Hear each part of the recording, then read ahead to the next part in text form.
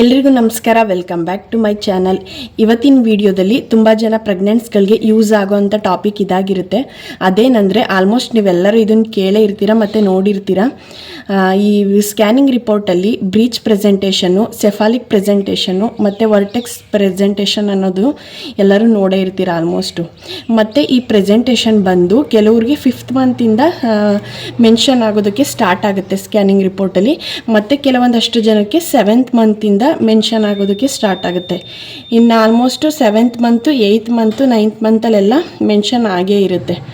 ಮತ್ತು ಈ breach presentation ಬಂದು 7th ಮಂತಲ್ಲೂ ಸೇಮ್ ಇದ್ದು, 8th ಮಂತು, 9th ಮಂತಲ್ಲೂ ಎಲ್ಲ ಮಂತಲ್ಲೂ ಬ್ರೀಚ್ ಪ್ರೆಸೆಂಟೇಷನ್ ಅಂತಲೇ ಇದ್ದರೆ ಪ್ರಾಬ್ಲಮ್ ಆಗುತ್ತೆ. ನಮಗೂ ಪ್ರಾಬ್ಲಮ್ ಆಗುತ್ತೆ, ಪಾಪುಗೂ ಪ್ರಾಬ್ಲಮ್ ಆಗುತ್ತೆ. ನಾರ್ಮಲ್ ಡೆಲಿವರಿ ಆಗೋದಕ್ಕೆ ತುಂಬ ಕಷ್ಟ ಆಗುತ್ತೆ. ಮತ್ತು ಈ ಬ್ರೀಚ್ ಪ್ರೆಸೆಂಟೇಷನ್ ಅಂದರೆ ಏನು ಅಂದರೆ, ಮಗುವಿಂದು ತಲೆ ಮೇಲಿರ್ತಕ್ಕಂಥದ್ದು ಮತ್ತು ಕಾಲು ಇನ್ನು ಕೆಳಗಡೆನೇ ಇರೋವಂಥದ್ದು. ಮತ್ತು ಸೆಫಾಲಿಕ್ ಪ್ರೆಸೆಂಟೇಷನ್ ಅಂದರೆ ಮಗುದು ತಲೆ ಕೆಳಗಡೆ ಇರೋವಂಥದ್ದು, ಕಾಲು ಮೇಲಿರೋವಂಥದ್ದು. ಮತ್ತು ವರ್ಟೆಕ್ಸ್ ಅಂದರೆ ಅಡ್ಡಡ್ಡ. ಈ ಮೂರರಲ್ಲೂ ಈ ಬ್ರೀಚ್ ಪ್ರೆಸೆಂಟೇಷನ್ ಇದ್ದರೆ ನಾರ್ಮಲ್ ಡೆಲಿವರಿಗೆ ತುಂಬ ಕಷ್ಟ ಆಗುತ್ತೆ. ಆವಾಗ 9th ಮಂತಲ್ಲೂ ಅದೇ ರೀತಿ ಇದ್ದರೆ ಆಗ ಡಾಕ್ಟರ್ಸು ಬೇರೆ ಏನು ಮಾಡೋಕ್ಕಾಗಲ್ಲ, ಸೆಕ್ಷನ್ಗೆ ಹೋಗ್ತಾರೆ. ಸೊ ಹಾಗಾಗಿ ಸೆಫಾಲಿಕ್ ಪ್ರೆಸೆಂಟೇಷನ್ಗೆ ಬರಬೇಕು ಅಂದರೆ ಕೆಲವೊಂದು ಟಿಪ್ಸ್ಗಳನ್ನ ಫಾಲೋ ಮಾಡಬೇಕಾಗುತ್ತೆ. ನಂದು ಸಹ ಹಾಗೆ ಆಗಿದ್ದು. 7th ಮಂತಲ್ಲಿ ಬ್ರೀಚ್ ಪ್ರೆಸೆಂಟೇಷನ್ನೇ ಆಗಿತ್ತು. ನನಗೂ ಕೂಡ ಸ್ವಲ್ಪ ಭಯನೇ ಆಗಿತ್ತು ಅವಾಗ. ಮತ್ತು ಇವಾಗ 8th ಮಂತಲ್ಲಿ ಸ್ಕ್ಯಾನಿಂಗ್ ಮಾಡಿಸೋ ಅಷ್ಟೊತ್ತಿಗೆ ಸೆಫಾಲಿಕ್ ಪ್ರೆಸೆಂಟೇಷನ್ಗೆ ಬಂದಿದೆ. ಸೊ ನಾನೇನೇನು ಫಾಲೋ ಮಾಡಿದೆ, ಸಿಂಪಲ್ ಟಿಪ್ಸ್ ಆಗಿರುತ್ತೆ ಇದು, ಮನೇಲೇ ಮಾಡ್ಕೊಳ್ಳೋ ಅಂಥದ್ದು, ಈಸಿ ಟಿಪ್ಸು, ಕಷ್ಟ ಏನಿರಲ್ಲ. ಈ ಕೆಲವೊಂದು ಟಿಪ್ಸ್ನ ಫಾಲೋ ಮಾಡಿದ್ರೆ ನಿಮ್ಮದು ಕೂಡ ಏನಾದರೂ ಬ್ರೀಚ್ ಪ್ರೆಸೆಂಟೇಷನ್ ಇತ್ತು ಅಂದರೆ ಸೆಫಾಲಿಕ್ ಪ್ರೆಸೆಂಟೇಷನ್ಗೆ ಬರೋದಕ್ಕೆ ಈಸಿ ಆಗುತ್ತೆ. ಅದರಲ್ಲಿ ಮೊದಲನೇ ಟಿಪ್ಸ್ ಬಂದು, ಎಲ್ಲರ ಮನೇಲೂ ಆಲ್ಮೋಸ್ಟ್ ಇದ್ದೇ ಇರುತ್ತೆ, ಹರಳೆಣ್ಣೆ ಬರುತ್ತಲ್ಲ ಅದಿರುತ್ತೆ ಅಲ್ವಾ. ಹರಳೆಣ್ಣೆನ ನೈಟ್ ಟೈಮು ಸ್ವಲ್ಪ ಬಿಸಿ ಮಾಡಿಬಿಟ್ಟು ಹೊಟ್ಟೆಗೆ ಮಸಾಜ್ ಮಾಡೋದ್ರಿಂದ ಹೀಟು ಕಡಿಮೆ ಆಗುತ್ತೆ. ಹೀಟ್ ಬಾಡಿ ಇರುತ್ತಲ್ಲ ಅವ್ರಿಗೆ ಹೀಟು ಕಡಿಮೆ ಆಗುತ್ತೆ, ಮತ್ತು ಮಗು ಟರ್ನ್ ಆಗೋದಕ್ಕೆ ಅದು ಈಸಿ ಆಗುತ್ತೆ ಮಸಾಜ್ ಮಾಡೋದ್ರಿಂದ. ಅದಾಯಿತಾ. ಇನ್ನು ನೆಕ್ಸ್ಟು ಚೆನ್ನಾಗಿ ಊಟ ಮಾಡಬೇಕು, ಅಂದರೆ ಲಿಮಿಟಾಗಿ ಊಟ ಮಾಡಬೇಕು. ಹಂಗಂತ ಹೇಳ್ಬಿಟ್ಟು ಜಾಸ್ತಿನೂ ಊಟ ಮಾಡಬಾರ್ದು, ಕಡಿಮೆನೂ ಊಟ ಮಾಡಬಾರ್ದು.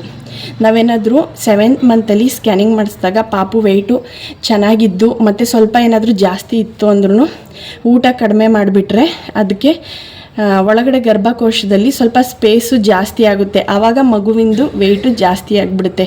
ಸೊ ಹಾಗಾಗಿ ಕಡಿಮೆ ಊಟನೂ ಮಾಡಬಾರ್ದು, ಜಾಸ್ತಿನೂ ತಿನ್ನೋಕೆ ಹೋಗಬಾರ್ದು. ಜಾಸ್ತಿ ತಿನ್ಬಿಟ್ರೆ ನಮಗೆ ಆ್ಯಕ್ಟಿವ್ ಆಗಿ ಇರೋದಕ್ಕೆ ಆಗಲ್ಲ. ಸೊ ಹಾಗಾಗಿ ಲಿಮಿಟಾಗಿ ಊಟ ಮಾಡಬೇಕು.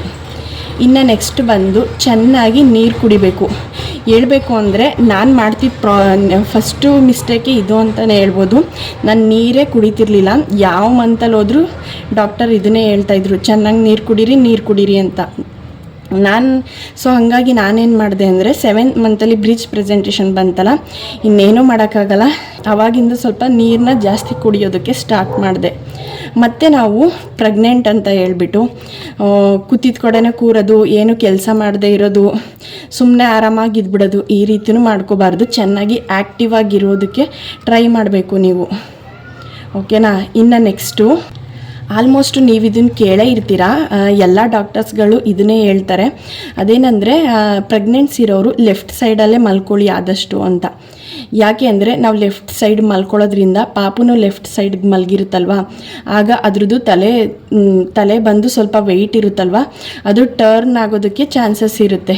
ಸೊ ಹಾಗಾಗಿ ಲೆಫ್ಟ್ ಸೈಡಲ್ಲಿ ಮಲ್ಕೊಂಡ್ರೆ ಬ್ಲಡ್ ಸರ್ಕ್ಯುಲೇಷನ್ಗೂ ಈಸಿ ಆಗುತ್ತೆ, ಹಾಗೆ ಪಾಪು ಟರ್ನ್ ಆಗೋದಕ್ಕೂ ಈಸಿ ಆಗುತ್ತೆ. ಸೊ ನಾನು ಕೂಡ ಇದನ್ನೇ ಫಾಲೋ ಮಾಡಿದ್ದು, ಲೆಫ್ಟ್ ಸೈಡು ಸ್ವಲ್ಪ ಜಾಸ್ತಿ ಮಲ್ಕೊಳ್ಳೋದಕ್ಕೆ ಟ್ರೈ ಮಾಡಿದೆ.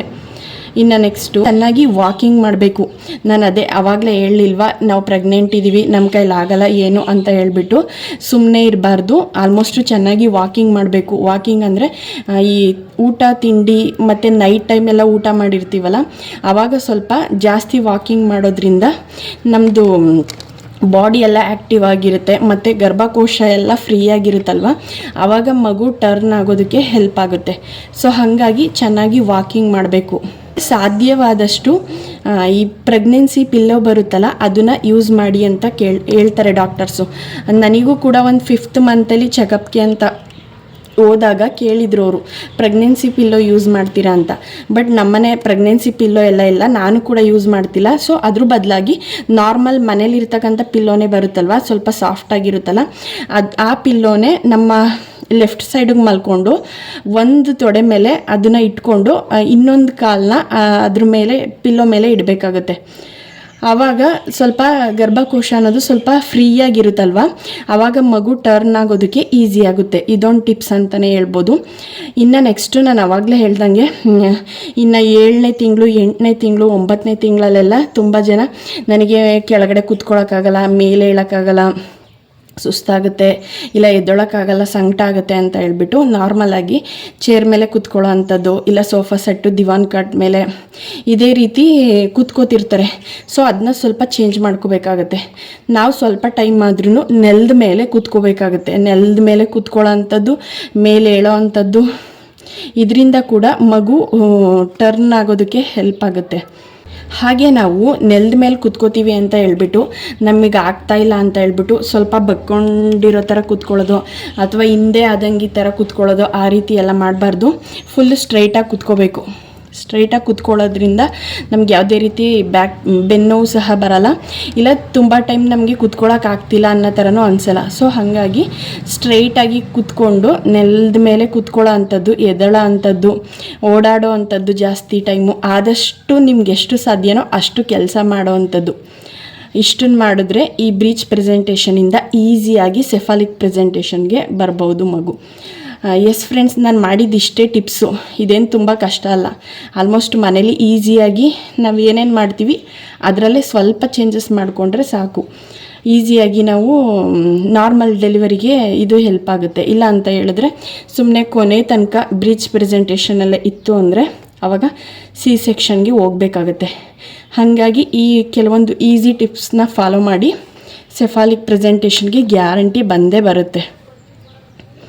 ಓಕೆನಾ? ನಾನು ಮಾಡಿದ್ದಿಷ್ಟೇ ಅಂತಲೇ ಹೇಳ್ಬೋದು.